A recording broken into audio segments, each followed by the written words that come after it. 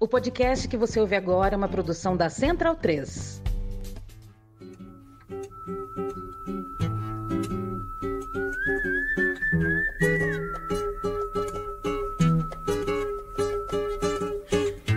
Salve, salve! Muito bem-vindo a mais uma edição do Central Cine Brasil, programa de número 213, abrindo esse mês de março de 2024 para falar de Amanhã, documentário de Marcos Pimentel, que estreou nos cinemas no último 29 de fevereiro. Eu sou Paulo Júnior, na primeira parte do programa tenho a companhia do Davi Correia numa conversa com o diretor, o Marcos, e na sequência chegam Bruno Graziano e Murilo Costa para a gente bater um papo sobre o filme.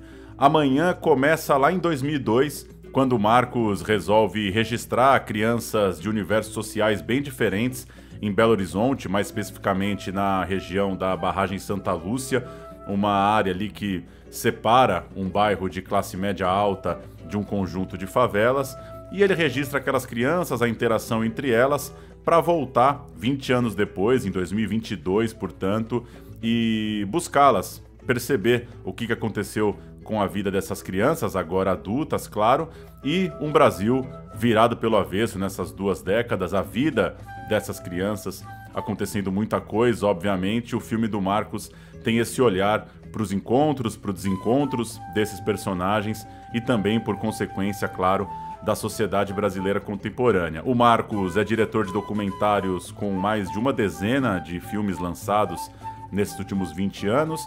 Ele fez os curtas Cemitério da Memória, Nada com Ninguém, Biografia do Tempo, O Maior Espetáculo da Terra, Arquitetura do Corpo, A Poeira do Vento e Sanã, e agora, já com uma carreira de longas também, A Parte do Mundo que Me Pertence, em 2017, Fé e Fúria, em 2019, Pele, em 2023, e agora Amanhã, que rodou também pelos festivais e chega aos cinemas neste 2024. Vamos ouvir então a conversa com o diretor Marcos Pimentel, na companhia aqui do Davi Correia.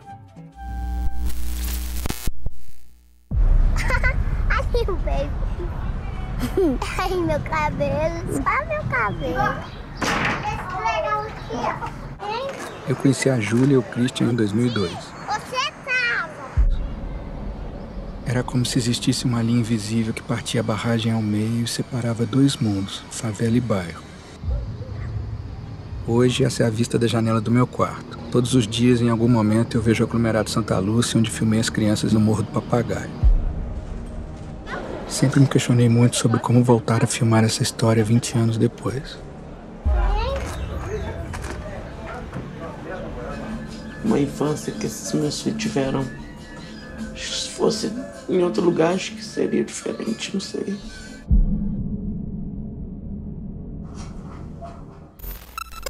Estamos então numa chamada à distância com o diretor Marcos Pimentel, falando lá de Belo Horizonte, para tratar da estreia do documentário Amanhã. Tudo bem, Marcos? Como vai? Tudo bom, Paulo? Prazer enorme estar aqui com vocês. Marcos, tô muito feliz aqui com a conversa, gosto muito dos seus 4 longas. Tem uma coisa que me pega demais no Amanhã, e é por esse comentário que eu vou fazer minha primeira pergunta para você. Para mim é muito impactante em como seus personagens, eles vão bem na câmera, eles vão bem na tela, no Amanhã.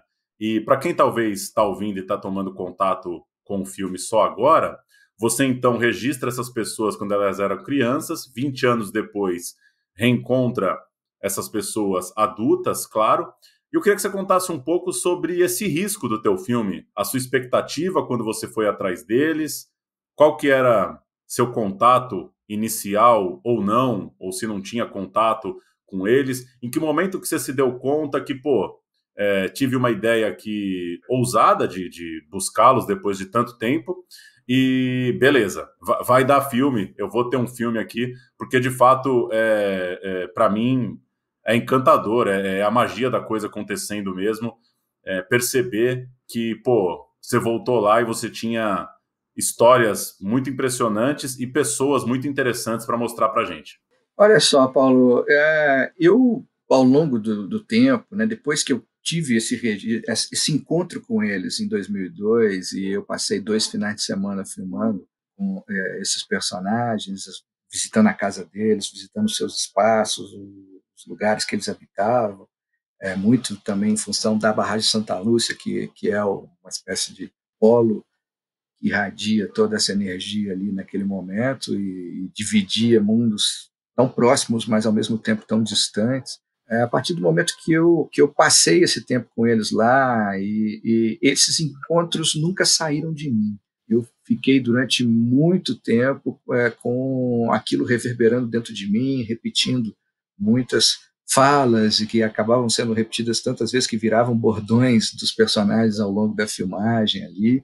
E o destino acabou nos cruzando em algumas vezes, mas em momentos tão rápidos que eu não posso nem chegar a dizer que chegaram a ser encontros, né? Mas as nossas histórias se cruzaram outras vezes, e eu ficava sempre pensando no poder que tinha aquele material, no frescor daqueles encontros daquelas crianças ali, de como que o Brasil, Belo Horizonte, a barragem de Santa Lúcia, os universos de cada um, como é que eles estavam mudando ao longo do tempo. Claro que em alguns lugares mais que outros ali, mas o Brasil passou por mudanças radicais nos tempos, e eu acho que a gente precisava, de alguma forma, voltar, até porque tinha expectativa de alguns deles por essa volta, né? Eles falavam muito comigo o tempo todo sobre como, perguntando mesmo a gente, vocês vão voltar?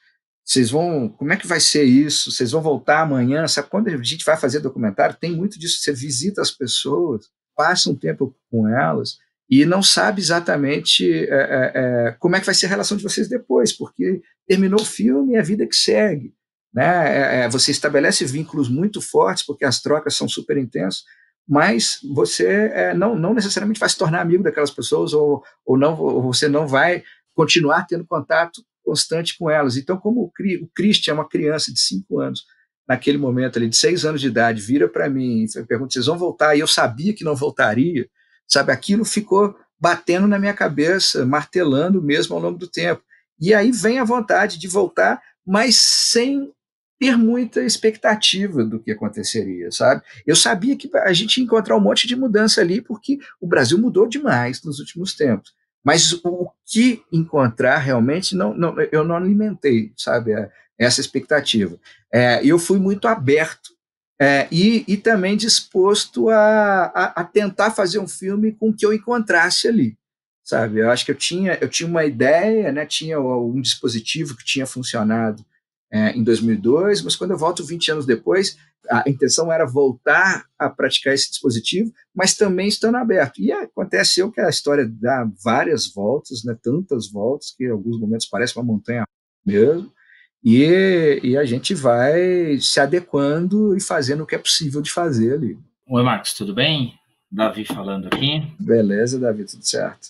Tranquilo. Olha só, eu queria, assim, como o Paulo falou, né, dessa coisa que salta mesmo aos olhos, a forma como os personagens, né, lidam com a câmera, inclusive em algum momento de lidar com a própria história, né, a própria fala da Júlia ali, um momento em que ela fala sobre quem é o personagem dessa história, quem são os personagens e a análise dela, assim. Então, assim, como você mensurou essa coisa de registrar e interferir, que é um momento, inclusive, ali de um dos sumiços, né, do Christian, e como como a própria nuance da história fez você mudar, e que ponto você conseguiu mudar, e que pontos você disse, olha, talvez essa história não vá para esse lugar, vá para esse. Como é que você conseguiu mensurar tudo isso, né, ao ponto de interferir, não interferir, e como essas mudanças da história mudaram a sua visão da história, inclusive ali na decorrência dos fatos, né, das próprias intempéries dos personagens? Olha só, Davi, das coisas que mais me interessam no documentário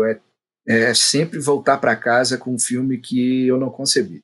Por mais que haja um trabalho de campo e toda uma preparação ali, né, e você organiza as ideias e você pensa a forma como você vai filmar e pensa em estratégias de abordagem, que na hora que você tem contato com a realidade, aquilo é tão vivo, tão potente, e te surpreende e te apresenta coisas tão melhores do que você tinha imaginado, que eu acho que esse é o grande tesão de trabalhar com um documentário, que é essa coisa viva. Então, eu já parto normalmente aberto para essas mudanças.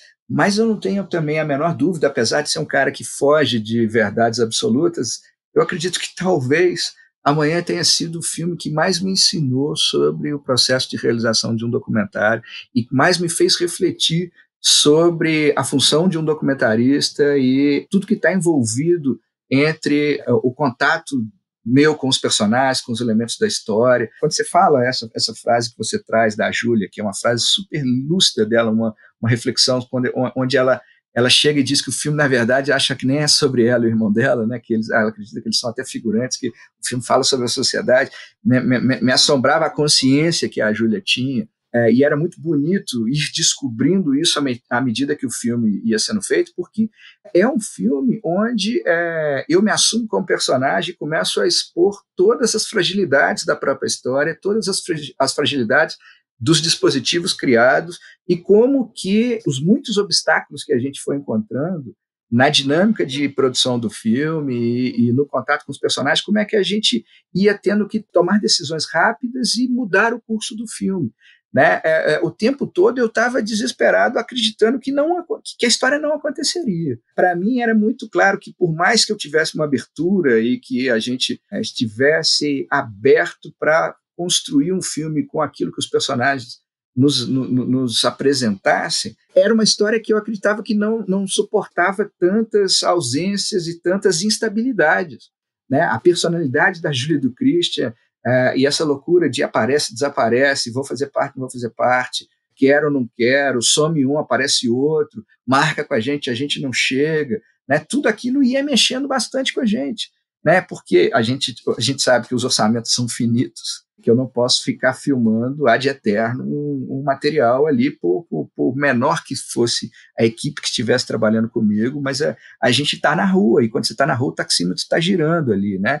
Então, tudo isso exerce pressão na gente. E era um sofrimento constante, mas também eu acho que a gente ajudou a trazer essas reflexões para o filme, trazer tudo isso para o filme, todas essas intempéries, que foram muitas, e a gente encontrou durante o processo de filmagem, a gente incorporou isso na história, né? E eu acredito que isso foi fundamental para que a gente chegasse a um resultado como o que a gente chegou.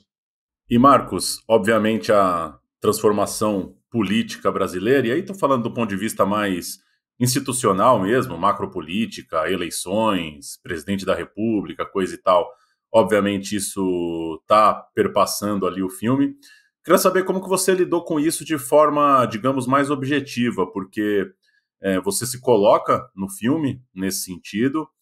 Fiquei curioso para saber em que momento da política brasileira exatamente você voltou para mexer no material, você de repente fechou um primeiro corte diante de polarização, debate político mais acalorado e tal, e como que você foi tratando esse seu texto, essa sua forma de colocar essa cronologia política no filme, porque ela está lá muito presente.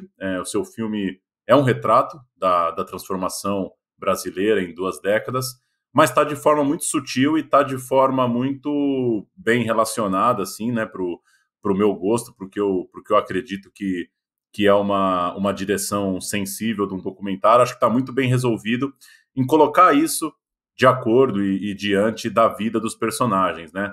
Não é longe disso, né? E poderia ser, de repente, mas não é um filme de um realizador, de um artista, de um intelectual querendo colocar suas elaborações sobre o Brasil diante de personagens que ele encontra. Como que se deu isso para você, ir vivendo o Brasilzão e voltando e querendo mexer no material? Paulo, eu procuro sempre fazer tudo da forma mais sincera possível, né? E eu vou aberto ali, vou observando o que está acontecendo, né? E assim, para mim era muito claro que o Brasil mudou radicalmente nos últimos anos. A quantidade de mudanças nos processos políticos, claro, mas em todas as esferas, né?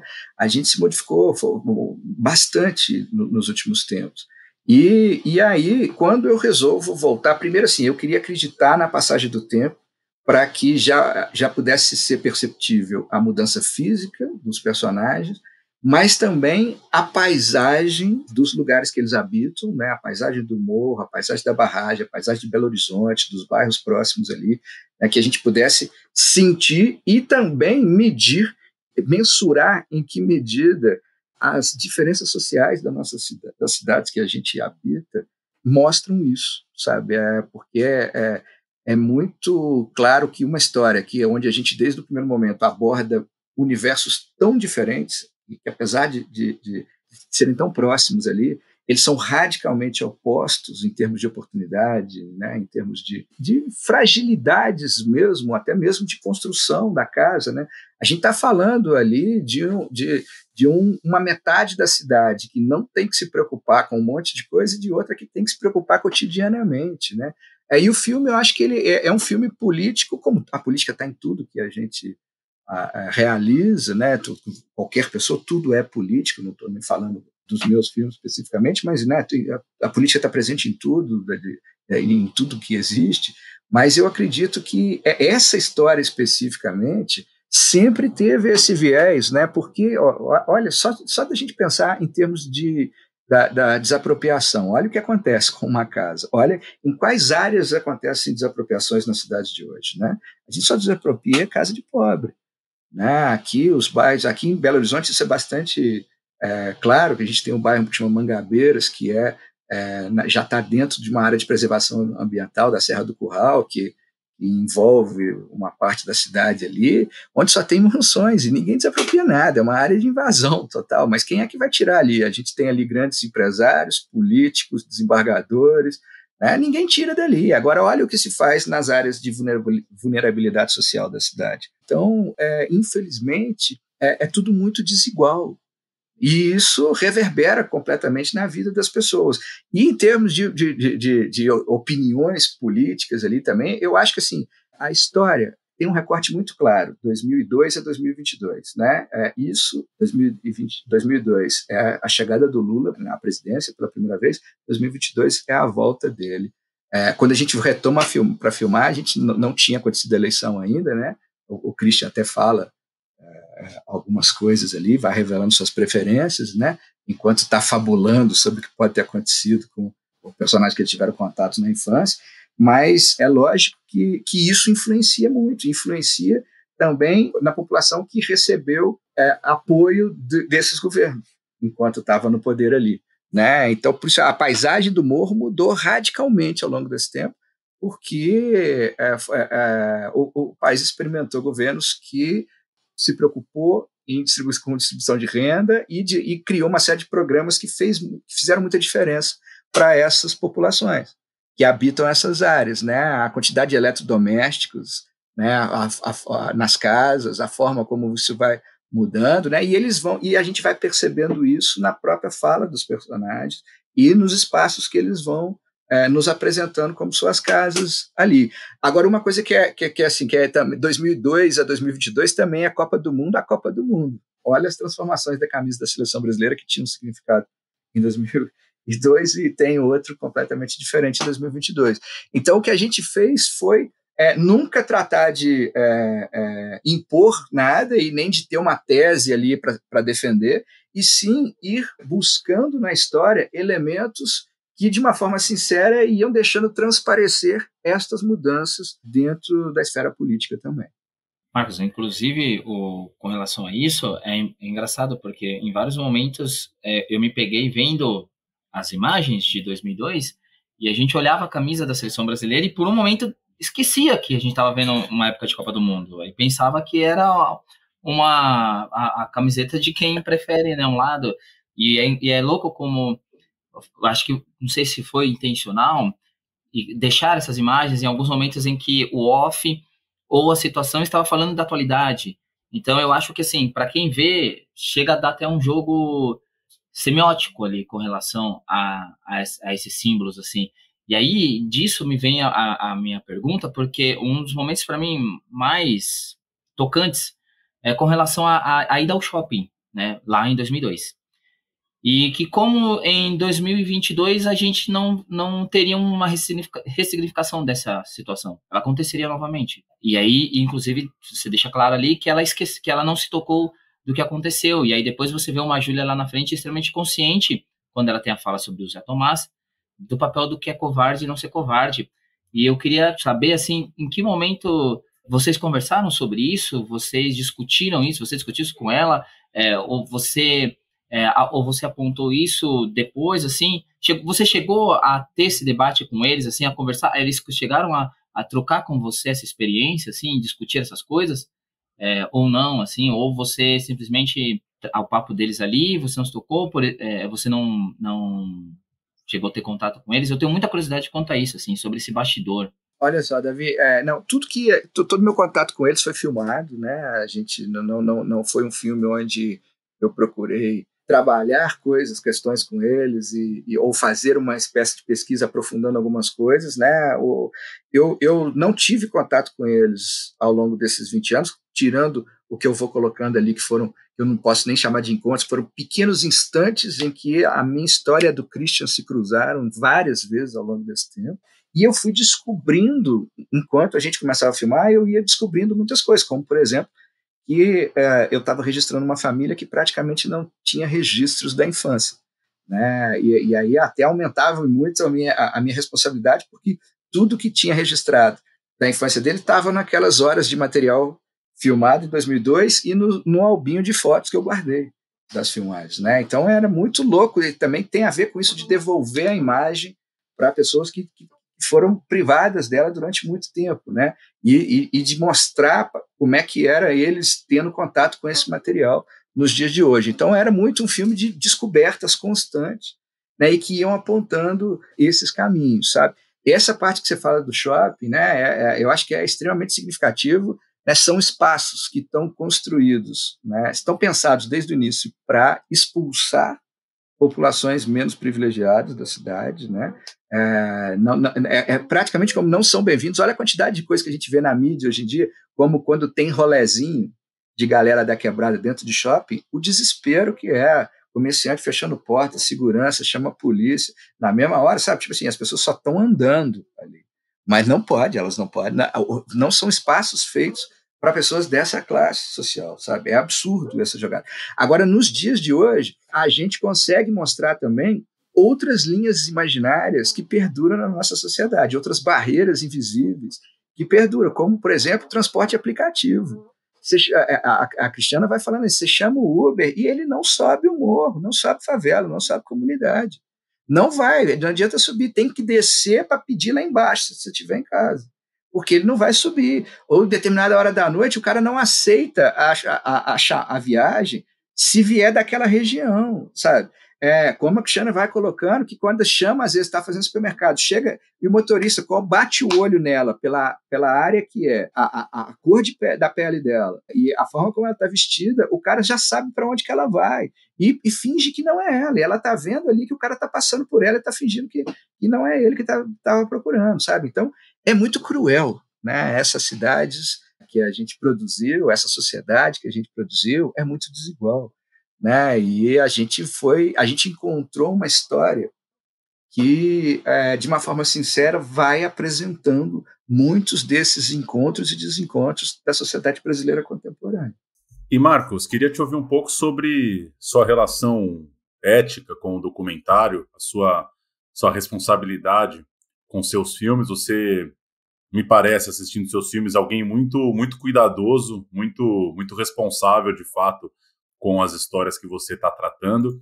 Acho que Fé e Fúria, seu filme de 2019, é um grande exemplo disso, um documentário que mexe num vespeiro brasileiro, mexe numa questão muito dura para muita gente, né, dos conflitos religiosos, da dificuldade de convivência entre pessoas, sejam lideranças religiosas, sejam frequentadores de comunidades religiosas nas grandes cidades brasileiras. E eu queria te ouvir um pouco em relação ao Amanhã, sobre fazer um trabalho mexendo, intervindo de alguma forma na vida dessas pessoas, inclusive em como você decidiu retratar o Zé Tomás, a criança que é filmada no início, prefere não reencontrar o filme, não reencontrar essas pessoas, dá inclusive uma justificativa para isso. Como que você tratou disso? Se em algum momento foi um dilema ou não expor, inclusive, a pessoa que preferiu não aparecer de novo? Olha, Paulo, eu acho que assim, o processo de realização de qualquer documentário envolve uma negociação constante de você com os seus valores, com as suas crenças, com a sua ética, com o que você acredita, né, com um processo de negociação constante entre o lado que está atrás da câmera fazendo o filme com o lado que está na frente da câmera sendo registrado, né? E isso eu acho que não tem, muda radicalmente o jogo frente a um cinema de ficção, né? Então, e eu acho que isso é fundamental, e o melhor caminho para a gente chegar a essas decisões, eu acho que é sempre escolher a via da sinceridade, né? Tudo que eu faço, eu procuro me abrir para os personagens, né? Desnudar tudo que eu estou querendo fazer e quais são as ideias que estão na minha cabeça. Foi a postura que eu adotei diante da manhã, que é a postura que eu adoto diante de todos os personagens. E eu estou bastante tranquilo com todas as decisões do filme, sabe? A gente conversou o tempo todo, né? Claro que isso que o Davi estava falando, que gostaria de saber mais questões de bastidores, né? Mesmo eu não tendo contato com eles durante todo nesse intervalo de 20 anos, quando eu volto, eu preciso, né, reencontrar e contar tudo que passou pela minha cabeça e por que eu estou voltando, o que eu quero fazer e como é que é, né? E fui extremamente bem recebido por todas as partes, e sempre com um respeito muito grande, né? E o mesmo respeito com que a gente tratou eles naquele momento, em 2002, quando teve aquelas filmagens, sabe? E as famílias todas envolvidas também, né? Eu sou muito grato aos pais e às mães que nos receberam e permitiram que naquele momento a gente tivesse contato e que continuam conversando com a gente sobre essas questões, né? Então, o tempo todo ali, é claro que a gente joga com todos os elementos da linguagem cinematográfica quando você precisa construir um personagem pela ausência, né? E isso tudo está em função da construção da narrativa do filme ali, mas, obviamente, respeitando sempre as pessoas que estão envolvidas dali, né? Eu acho que a gente sempre tem que lembrar que o filme documentário é feito por gente, com gente, né? A gente, então isso é fundamental. Por isso eu digo que estou bastante tranquilo, porque foram processos conversados à exaustão, né? Até a gente chegar a esse resultado que estava. E para mim é muito claro que eu não queria forçar a situação nenhuma, né? Eu não queria forçar nada, né? Claro que eu tenho várias outras informações que não estão no filme, que eu opto para também preservar todos os lados envolvidos ali, mas tudo que está ali é bastante consciente e é bastante conversado, sabe? Então, por isso, eu estou bastante tranquilo, bastante satisfeito com o resultado que a gente chegou. Eu acho que a gente precisava falar, apesar de ser um filme sobre encontros e desencontros, a história deixa claro para a gente que a gente está falando muito mais de desencontros que de encontros, né? Eu acho que por isso o Brasil mantém ainda tantos contrastes, né? E quando chega a essa reflexão que é trazida sobre polarização, sobre divisão, né? E a gente vai e começa a refletir sobre isso. Não é que o Brasil está dividido, que é o que todo mundo fala constantemente, que o Brasil está dividido. Não, o Brasil é e sempre foi dividido, né? O que passa é que o que acontece é que nos últimos tempos muitas dessas questões saíram do armário, né? As pessoas começaram a escancarar, e a gente olha o que acontece aí nos grupos de família de WhatsApp, nos almoços de família, nos aniversários, nos natais, quando começam a conversar sobre determinados assuntos. O pau quebra, né? Porque ninguém finge mais algumas coisas, né? E, da mesma forma, não se aceita mais algumas condutas. Então, Marcos, em cima disso aí, desse gancho que você deixou, que bom, que era exatamente sobre isso que eu ia falar na minha última pergunta, ela é simples e direta, mas na verdade é um pouco filosofal. Qual que é o papel de trabalhos como o seu na construção de um amanhã sem essas fronteiras invisíveis que você relata? Se você é que você acha possível isso.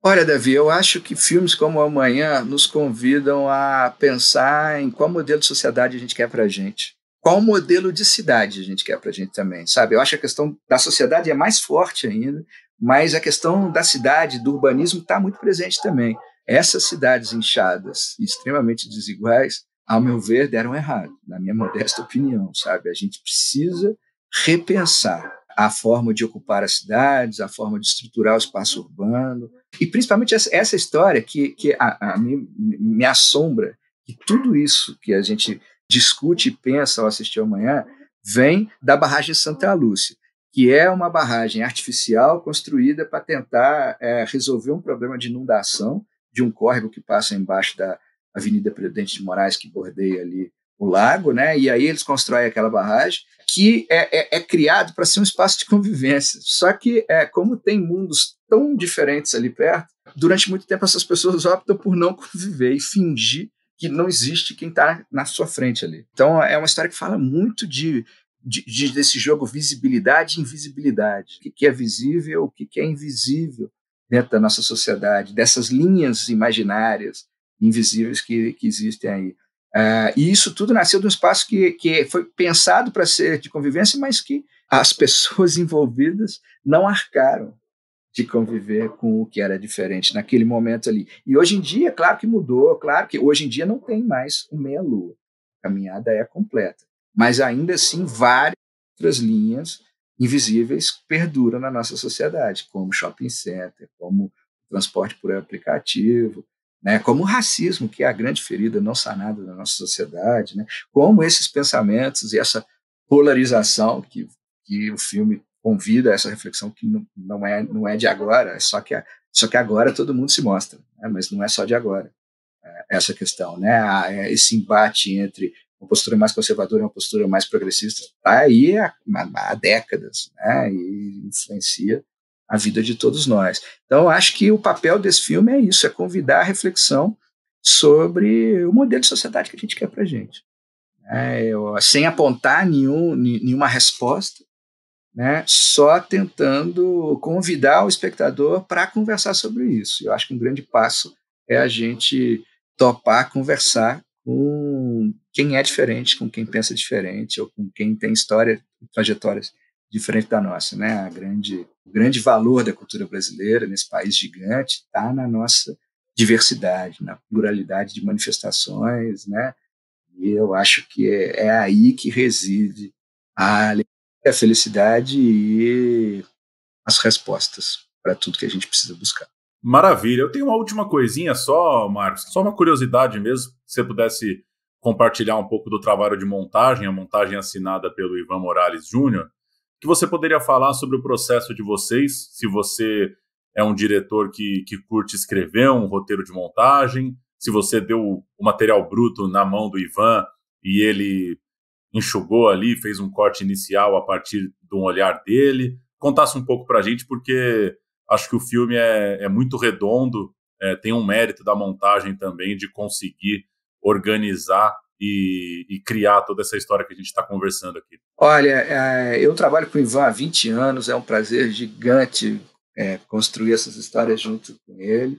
A gente trabalha à distância sempre, isso nos obrigou a criar algumas dinâmicas de trabalho, porque o Ivan é brasileiro, mas reside na Alemanha há muitos anos, então a gente tem essa distância física aí, mas a gente, apesar de sermos pessoas completamente diferentes, a gente tem uma visão de mundo tão parecida que isso adianta muito no nosso trabalho. E o que a gente faz sempre assim, eu construo um primeiro plano, eu construo um primeiro roteiro de montagem, baseado como eu enxergo aquele material, o Ivan monta esse primeiro esqueleto aí, que normalmente é bem grande, e aí, a partir do momento que a gente abre, ele respeita muito esse primeiro plano, para entender o que eu estava querendo trazer para o filme ali, e a partir desse momento, desse primeiro corte, a gente começa a fazer várias mudanças, alterações, trocas, ali, inversões e tal. Eu acho que é fantástico editar documentários que tem essa ou ausência de roteiro, um roteiro muito mais livre, você não sabe nunca nem qual é o primeiro plano do filme, né? Quanto mais os outros. Então, eu acho que é fantástico ir construindo, embaralhando isso com ele, principalmente nessa história que tinha 2 tempos, que a gente assume desde o início que vamos explicar qual era o dispositivo, o que aconteceu em 2002, mas depois vamos nos permitir embaralhar os tempos e ir trazendo e jogando com isso em função da história, né, e fazendo com que o material de agora dialogue com o material do passado e a gente faça 1000 idas e vindas que eu acho que enriqueceram muito o que a gente leva para a tela ali. Maravilha. Marcos, valeu pelo papo, valeu pelo seu tempo aqui. Torcemos para ter uma boa recepção, uma bonita recepção nos cinemas, o amanhã. Quem está, de repente, conhecendo o filme só agora com ele chegando em cartaz, já tem uma série de críticas publicadas da época que o filme rodou os festivais. Eu assisti o filme ano passado, Não É Tudo Verdade, e me lembro de, na época, já ter bastante material, bastante texto muito interessante sobre o amanhã, e que agora dê essa nova aquecida nos cinemas. Boa jornada aí com o filme. Te agradeço demais a você, Paulo, Davi, papo ótimo, muito obrigado por dedicarem um tempo para assistir e conversar sobre o amanhã, né? Eu acho que isso tem muito a ver com tudo que o filme defende, né? Com os diálogos, que é dialogando que a gente vai conseguir construir alguma coisa diferente do que a gente tem. Obrigado, Marcos, pelo trabalho aí, e a gente espera que outros amanhãs sejam possíveis, né? Essa é a vontade de todos nós aqui. Muito obrigado pela participação. Contem comigo por que precisar. Valeu demais, gente. Tudo é por conta de mim mesmo, porque foi a escolha que eu escolhi. Porque se eu tivesse escutado minha mãe, estuda, minha história poderia ser diferente. Ele aprendeu muito, ele cresceu muito, ele amadureceu muito. Amanhã vocês vão vir? Vai! Tenho agora a companhia de Bruno Graziano e Murilo Costa para a gente bater um papo sobre o filme.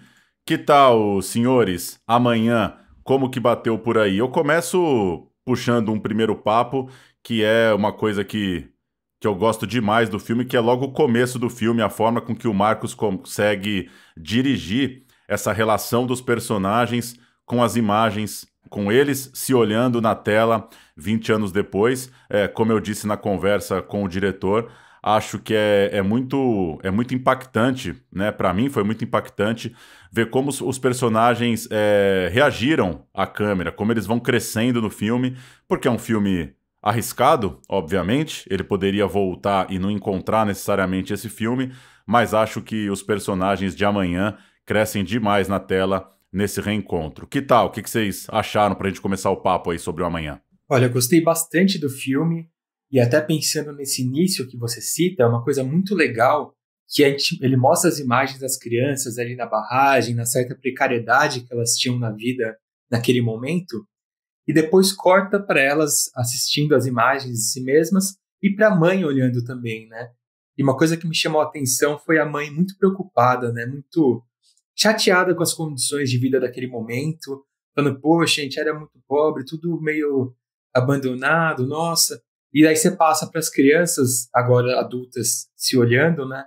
E elas só conseguem ver nostalgia mesmo, né? E pensar, poxa, como a gente se divertia ali, como era legal essa casa, que saudades desse tempo.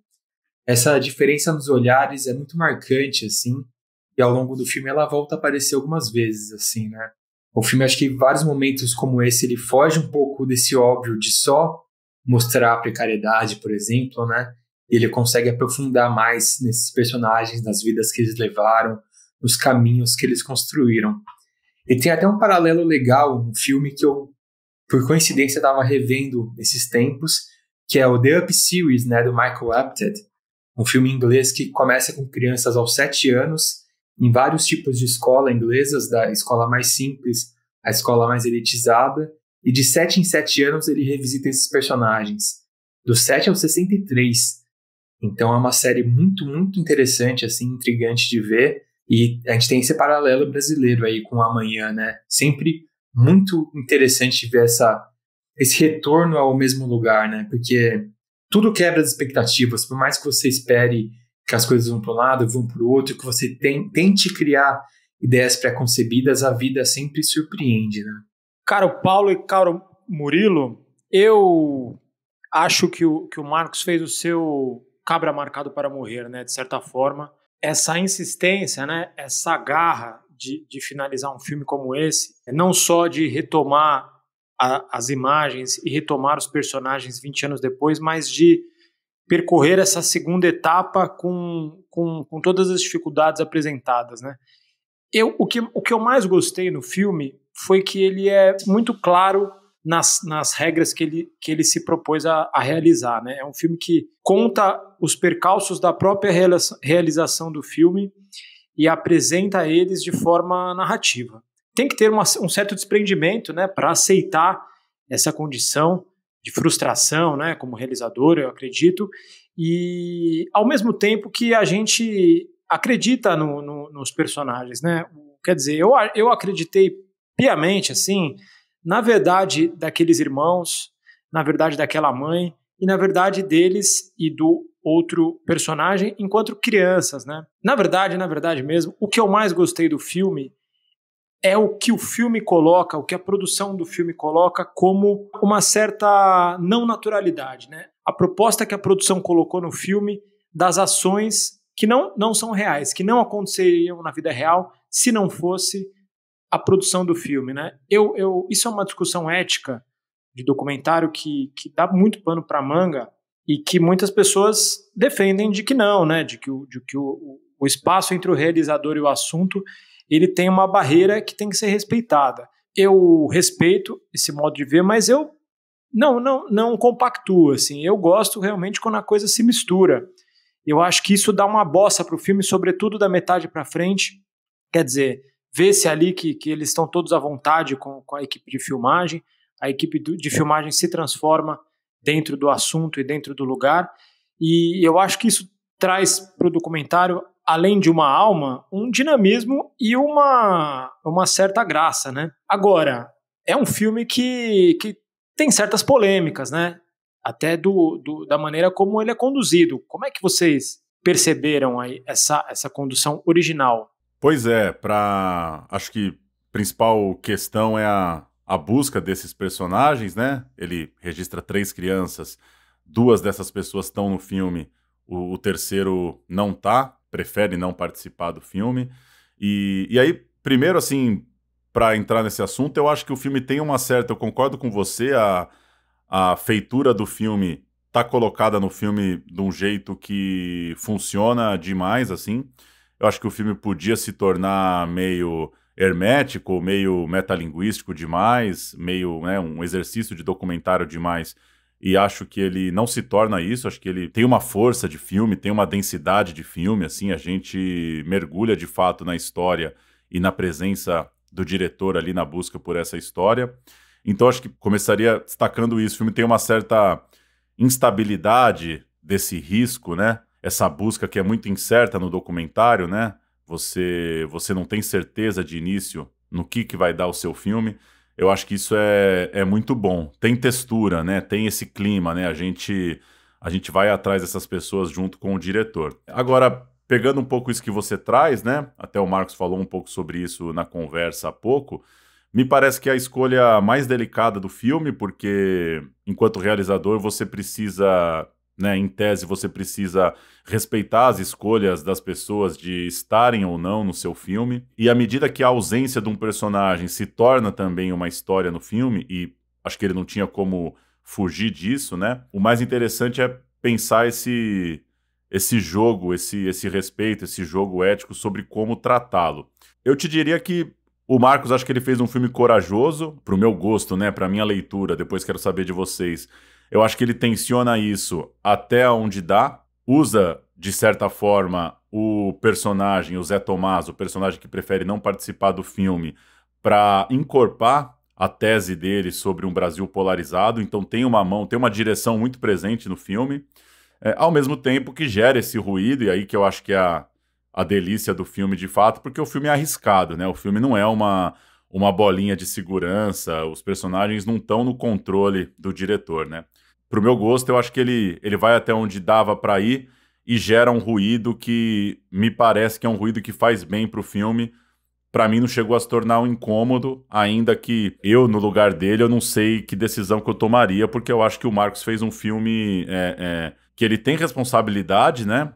Obviamente, dá para perceber com o filme que o diretor sabe o que está fazendo, ele sabe a história que ele quer contar, ele não é um marinheiro de primeira viagem ali, mas ele não foge desse risco, ele sabe que ele está tratando isso de uma forma que pode gerar um ruído para alguém que estiver assistindo.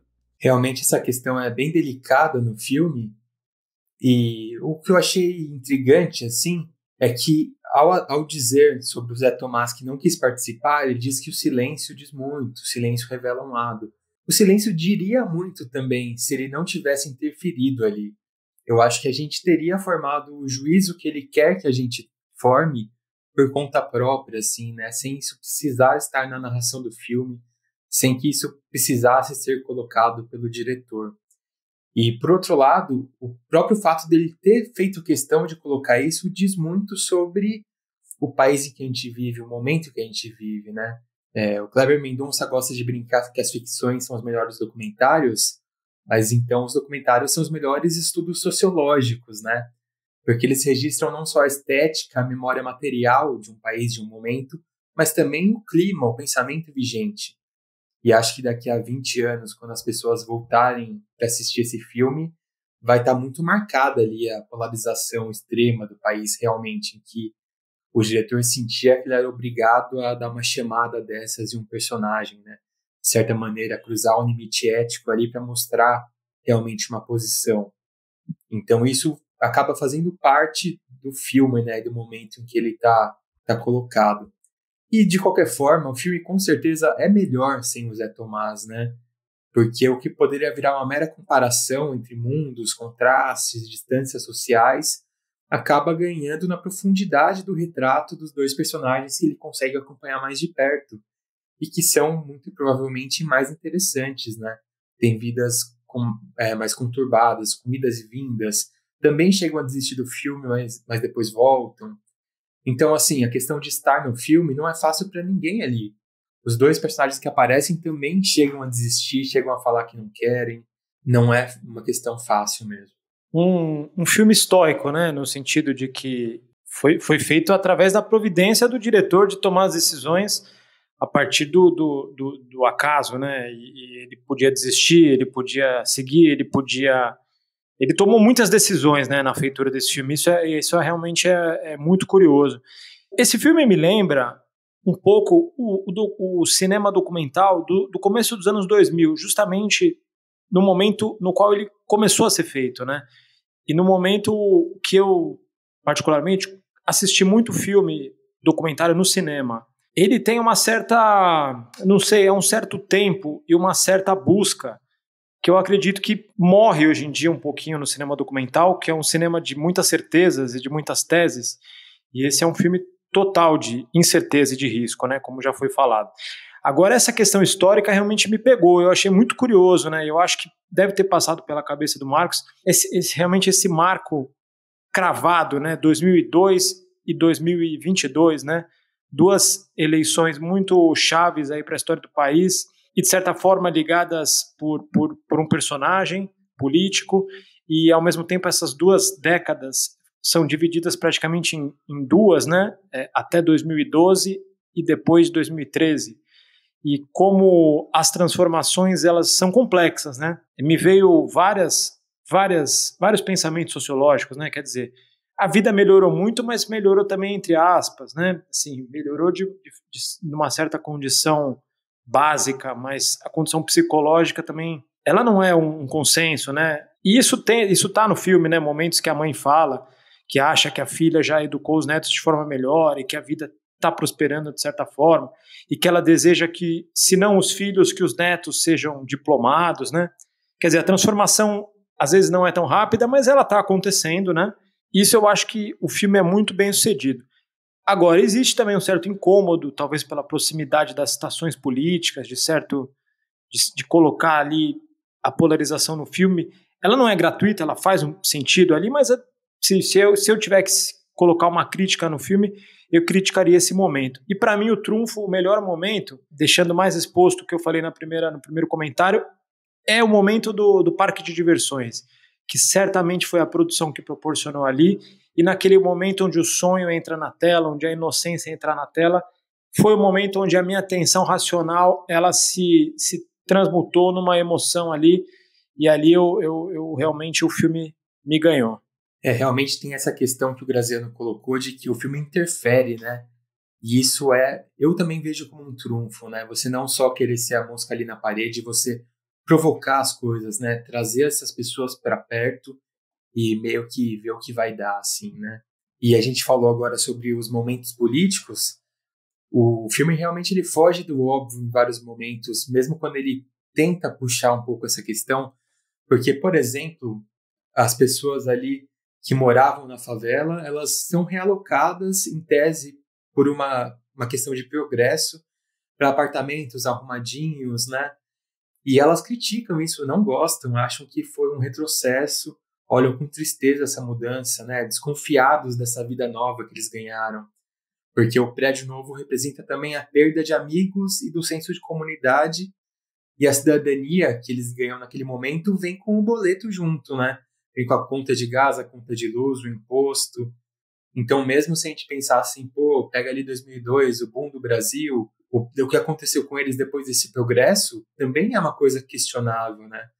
Como o Graziano também citou, às vezes as melhorias materiais não são acompanhadas da estrutura psicológica para lidar ali com o momento e as coisas não necessariamente acontecem, né? Então são contrastes difíceis de uma interferência externa resolver, tanto no filme quanto na vida real, né?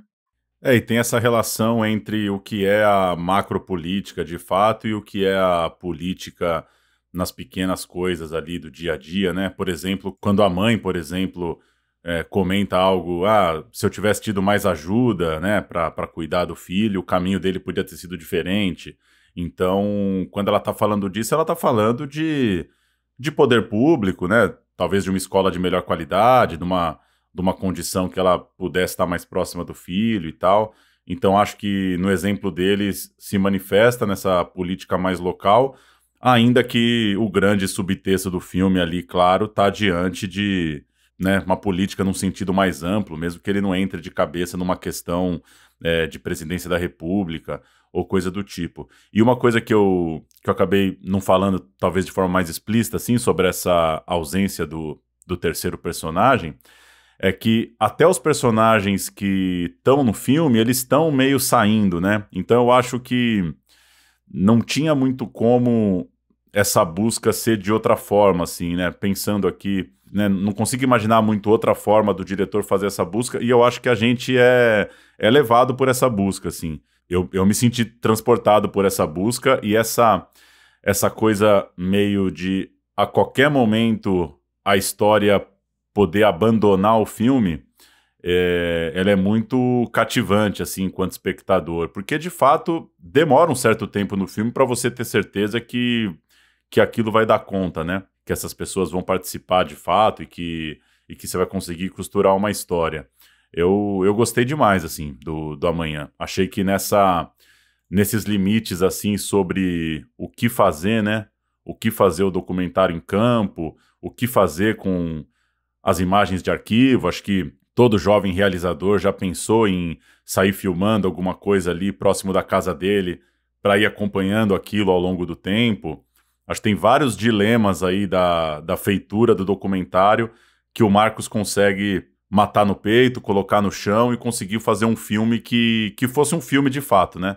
Putz, fiquei bem feliz, assim, de ver o Amanhã, porque acho que é um tipo de filme que a gente já viu muito ele acabar escorregando, assim, acabar se perdendo só na questão da passagem de tempo, né? E nesse caso não, nesse caso ele modelou essa passagem de tempo, aí a gente pode concordar ou não com algumas coisas que ele coloca à mão, em excesso ou não, mas eu acho que ele conseguiu modelar muito bem esses 20 anos aí no filme. O filme é muito redondo na proposta e no formato como ele entrega essa proposta, né? E também, como você falou, ele não fica nessa mera comparação de tempos, né? No mero acompanhamento da passagem do tempo. Ele traz alguns assuntos muito atuais e algumas formas de se olhar a vida que são novas mesmo.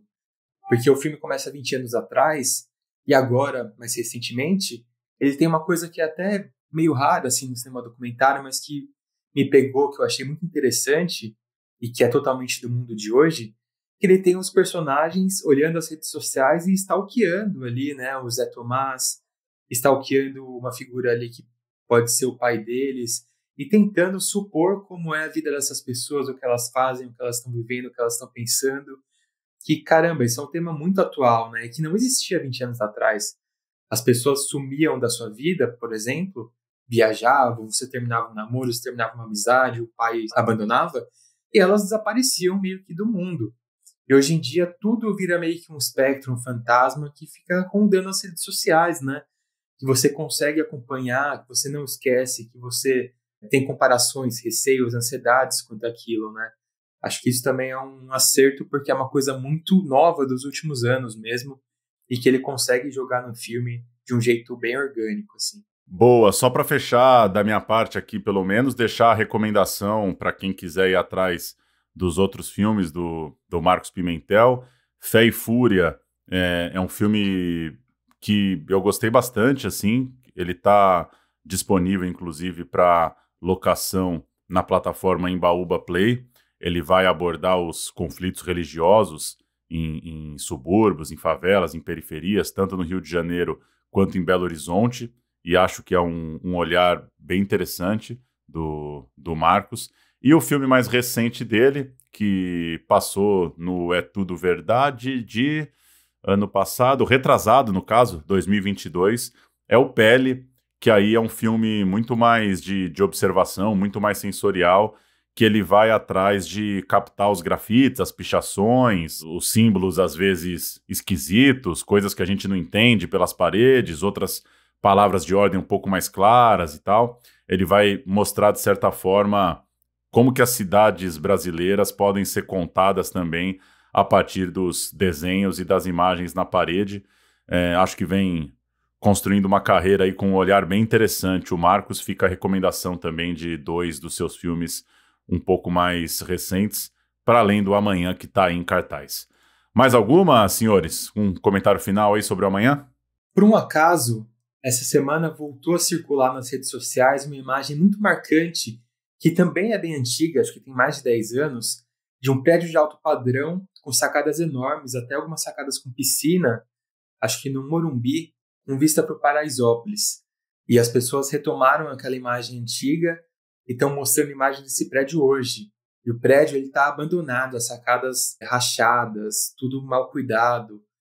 As pessoas com dinheiro não querem mais morar ali, né? Não querem mais ter aquela visão. Então, parece que, tanto tempo depois, as distâncias estão ainda maiores, né? Os contrastes entre esses dois mundos estão cada vez maiores. E o filme, acho que representa muito isso, né? Até na recusa do Zé Tomás. Esses dois mundos estão cada vez mais distantes. Na nossa ruptura social, parece que só aumentou nesse tempo todo, assim. O edifício citado, Murilo, é o edifício Penthouse, né? Uma foto clássica, realmente uma das fotos talvez mais importantes já feitas assim no Brasil, né? Realmente vira e mexe, ela volta à tona como uma imagem referencial aí da desigualdade brasileira. Meu comentário final vai para o diretor, para o Marcos, pedindo que ele tenha um pouquinho mais de paciência, que ele aguarde mais 20 anos e que ele volte a esses personagens. Porque realmente vai ser, se ele conseguir fazer isso, se ele tiver interesse, se ele achar que vale a pena, será um material de muito, muito, muito valor aí para a cinematografia documental brasileira. Com certeza. E fica aí até a recomendação, né, do que eu mencionei antes, o The Up Series, que é a série inglesa que acontece de 7 em 7 anos. Ela parte de crianças de 7 anos e termina aos 63 anos de idade, até com gente ali que chega a morrer. Então, projeto que teve esse alcance ao longo do tempo, né? Acho que amanhã realmente valeria essa visita novamente também. Boa, deixa eu só registrar as estreias aqui desta quinta-feira, 7 de março. Sejam bem-vindos ao Itaperanduba Resort. Lima, meu corpo tá pegando fogo. Uma labareda danada, você entende? Não, eu tô mandando só abacate sem caroço. Marimbondo sem asa. Os Farofeiros 2, a sequência da comédia dirigida pelo Roberto Santucci, com Daniele Vinitz, Cacau Protásio e um grande elenco na área da comédia brasileira. Apaixonada, um filme da Natália Vard, com protagonismo da Giovanna Antonelli. Ela vive uma mulher ali na faixa dos 40 anos que está incomodada com uma vida, de certa forma, monótona, e aí uma crise de identidade, um desespero para novos acontecimentos ali na vida dela. O filme tem também o Danton Mello e o Rodrigo Simas. Utopia Tropical, outra estreia marcada para 7 de março, documentário do João Amorim. Tira um filme ali de conversas entre o Noam Chomsky e o Celso Amorim. Noam Chomsky, ativista, linguista norte-americano. Celso Amorim, antigo ministro das Relações Exteriores aqui no Brasil, uma voz importante, influente para falar de política internacional. E, por fim, é Hamlet, do Zeca Brito, filme que teve um destaque no Festival de Gramado, tem uma estreia também marcada lá para Porto Alegre. A gente está contra esse sistema justamente porque esse sistema está contra a gente. Ele está contra a gente há muito tempo. Uma juventude que se comporta de uma forma diferente, que é muito mais ativa. É estranho isso. O cinema brasileiro acelerando aí as estreias pós-carnaval, ainda nessa concorrência com a maratona do Oscar, mas vem muita coisa aí para a segunda quinzena de março, para abril, para maio. Agora acho que vamos engatar um pouco mais as estreias aqui pelo Brasil. Valeu, gente. Obrigado pelo papo. Até a próxima. Valeu, Grazi. Valeu, tamo junto. Valeu, Murilo. Valeu.